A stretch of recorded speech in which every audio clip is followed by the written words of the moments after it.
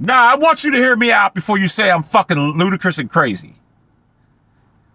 Ohio State got bludgeoned by Michigan yesterday. They got out-physicalized, out-intensified, everything.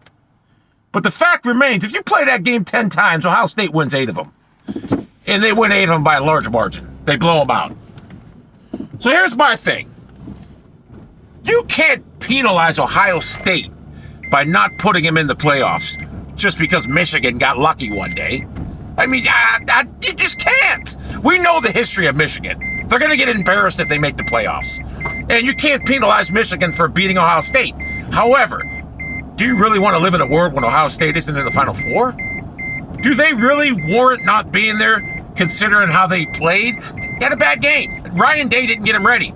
But you can't penalize Ohio State for losing to Michigan on the road in inclement weather. You just can't. It doesn't make any sense. It doesn't make any sense. You have to look at the totality of the whole thing. Ohio State had a bad game. Michigan got bludgeoned a couple weeks ago by Michigan State. They got embarrassed. You can't put them in the Final Four. I mean, Jesus Christ, Ohio State is much more reputable to put in the Final Four. I'm sorry. And I don't even like Ohio State or Michigan. I'm from a biased observer. And you know this because, I do watch Ohio State and I wanted them to win, but they got humiliated. They got bludgeoned. And if you play that game 10 times, Ohio State wins 8 of it by a large margin. You know it as well as I do. Ryan Day got out coached and didn't get his team ready. They got physically humiliated. It was like a street. You know what I'd equate it to? Is if me and a certain Tennessee slob got in a fight. That's what it looked like. So you can't penalize Ohio State for that.